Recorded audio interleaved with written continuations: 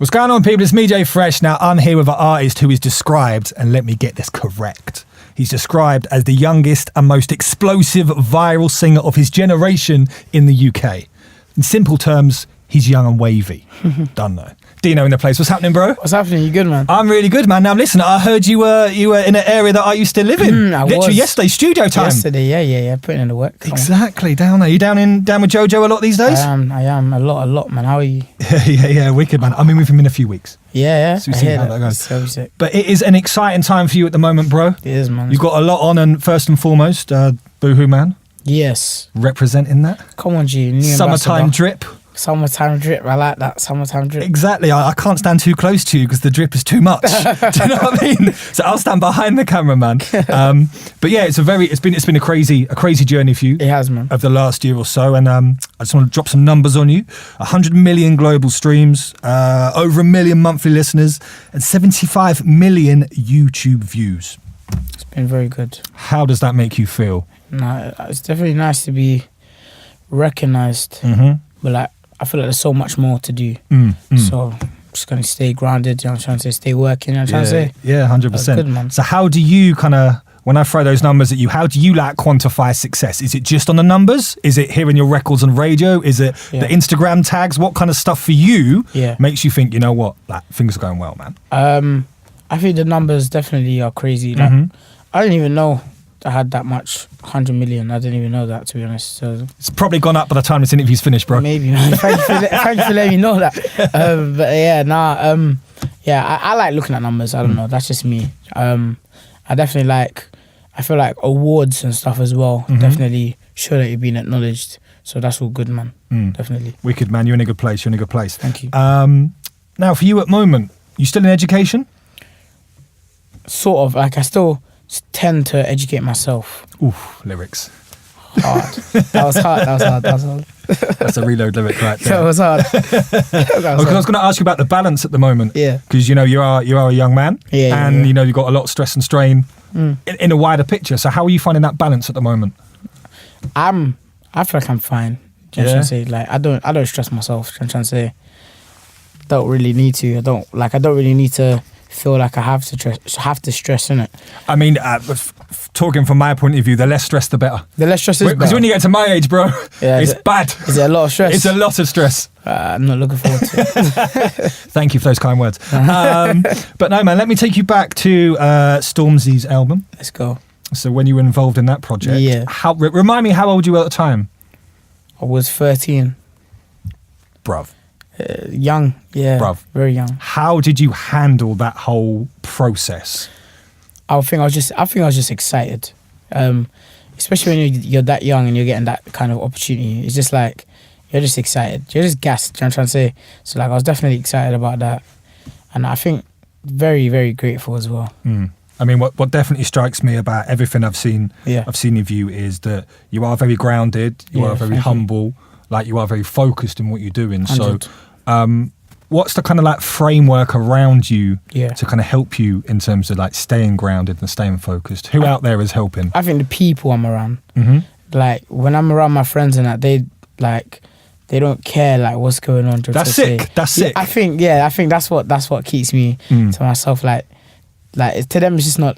To them, it's they care and they show support, but it's at the same time, it's I don't care who you are. I'll still tell you the same way. Do you know what I'm trying to say? I'll still bait you up about your football team or whatever it might be. Yeah. They still keep me. They still treat me. Everyone treats me the same. That's why I think it's just the people I'm with. Do you know what I'm trying to say? Keep me grounded. Hashtag real friends. Hashtag real friends. Real friends. I like that.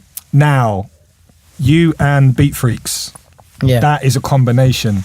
It's a good combination. That is chemistry. Thank you. And the new one, the new record, is flying at the moment, bro. Yeah, thank you, man. You have to talk to us about the record. How are you feeling about it? I'm just happy. This one, I wanted to just do a quick, fun vibe for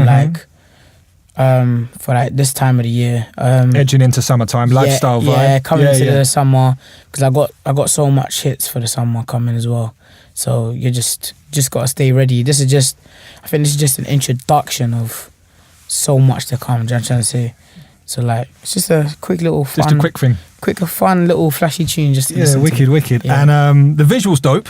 Thank you. Yeah. So how do you, because everyone's different, and I always find it interesting how every artist approaches their videos. Yeah. How did you approach the video for Lifestyle? I had, for a Lifestyle, I already had my idea. I think my start, you could say I co-directed it. Go on, put it out there. Cool. That sounds cool. That sounds good. Yeah, so like, no, I was talking to Caleb about ideas I had for it. I was like, you know what? We should have like a table with snow and a snake. No, I said, I think Caleb had the snow idea. I had the idea for like a snake on a table with like candles. Just something different, so random, you know what I'm trying to say? Yeah.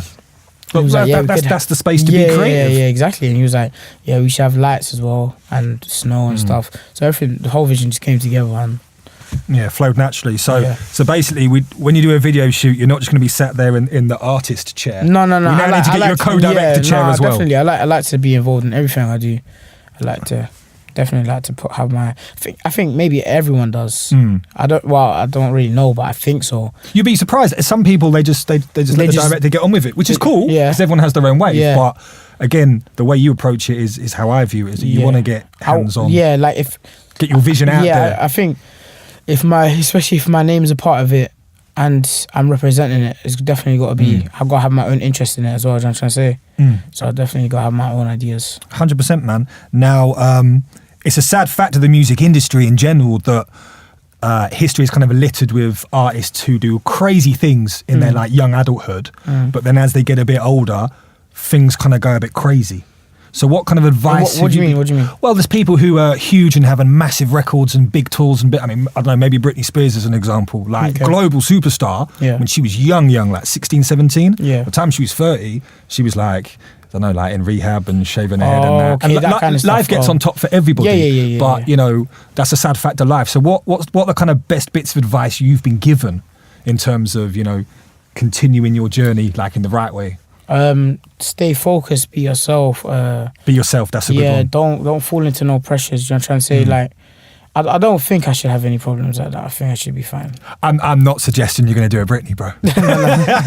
Nah, I think I should be fine, man. The people I'm around and stuff, I should be good, man. The framework's there, that's good. Yeah. All geared towards success and future success, man. Yeah, man. Yeah, that's dope. And we touched on it briefly. There's obviously there is a mental pressure in life. We all know this. Living in London, everything around it, being in the music industry. Yeah. Now, your involvement in Sharras Story Part 3 got a lot of reaction. A lot of reaction. And some of that was quite negative. A lot. So how did you handle that? Was that the first time that a lot of kind of negative stuff was thrown at you? How did that make you feel? That was just like, I think I was surprised, like, so how much people cared, like, about acting. Oh, deeply. Yeah, like, how are you kidding, child? Oh, how could you do that? How could you do that? I'm going to come for you. Like, it's just a bit. Never play your records again. Yeah. That's what they were saying. Like, don't treat me like some criminal, you know what I'm saying? But, like, that's what I think is so good about the Sharras Story episode is like how can make people feel like it's so real.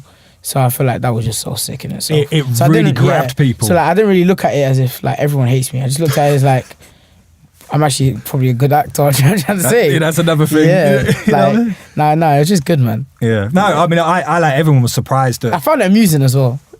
Like how they like find it so real as well. What they couldn't separate between you and the artist and the actor you were playing. And the jokes were very like creative as well. Yeah, like especially like what was it?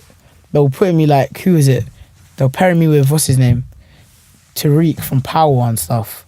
So it's just like who's gonna win? Yeah, like one gotta go. Like stuff like that. I was like, no, this is funny. Publicity, it all helps. It's good, man. Do you know what I mean? It's all good. Away from music, how do you relax? How do you switch off? What do you do in your time? What does DENO do? I just like to chill, be myself. What's chilling? Computer games, hanging out, football, I don't really play computer games. Like I guess I have PlayStations and stuff. I don't really play it like that. I like doing real life stuff. I don't know. Living life. Yeah, I just like to chill and like, be with my peoples and that. No, it sounds good, man. Now recently the record Advice went silver. Yeah. And obviously it was a crazy situation around Cadet. What was your kind of favourite memory with him? I've been asked this before. What did I say last time? There's so many memories. I think making Advice. Yeah? Yeah, that whole process. Process was so weird, like how he was filming and recording the song at the same time. That is mad. And then the video being done in less than 12 hours. Then the song being out, the next day? It's just nuts. And then the record impacting how it did from the off. It was just a mad turnaround. Yeah, it was such a, like, this. It was so natural as well for it to, like it's still charting for months now. So it was just, it's crazy how much success something so fun and natural can just be like. It's just crazy. No man, that's a great story and a great experience. You mentioned a little bit earlier on about you've got bare records on the way. I've got so much. So there's an EP. There's an EP. What can you tell us about that? I know you've been asked this, and someone might be looking through the screen in the studio and be like, "Don't tell him release date. Don't tell him that feature." But I'm always going to ask because I'm a fan. We want to know, bro. There's no confirmed release date yet as of now. There will be very, very, very soon. Sick. I feel like I will. I don't want to. I don't think. Like I think the project's done, more or less done. But I'm not the type of person. I don't think I'll be like have the release date now. Like say it's in 5 months. Like it shouldn't be that long. It wouldn't. Yeah. But I'm not the type of person to be like before 5 months time to say it's out then. I think I'll say it way closer to the time. Maybe a week before. Just because I don't really like me being myself. Like when I see like one of my favorite artists say I'm dropping an album or something, I don't want them. I don't like waiting. I don't like knowing and then waiting. We're all impatient. Yeah. It's so like I feel so impatient with it. So like when you say like the same week it's coming up Friday or next Friday, that's when I'm ready for it. Do you know what I'm trying to say? So it's like like when we'll know literally as it's about to drop. Because I like people having the excitement as soon as it drops. So I don't like them waiting and then listening to it. I like them having the momentum at once. Yeah. Go. Makes sense, bro. I mean, again, that side of the music industry has changed. Like those long kind of lead times, and pre-order and pre-release stuff. It's changed now. It's changed. A lot of it is immediate. Yeah, it is. It's immediate now. So, is there the process of kind of condensing? Because I know you how quickly you bang out records. Yeah, thank you. Jojo told me. How difficult was it for you to get that from say the pile of records into like the EP, which obviously is there's a limit on how many tunes you can put. Yeah. Is that a tough process? I don't know if it was a tough process because like I think I had that idea of what I wanted to put on my EP before actually starting the EP. So, okay, that's good. That's good. Yeah, so I already had songs saying that this would definitely go on my EP. But I have a lot of songs which I don't want to put on the EP, but not because they're not good enough for the EP, but because I think they're better off as singles or for another project. Do you know what I'm trying to say?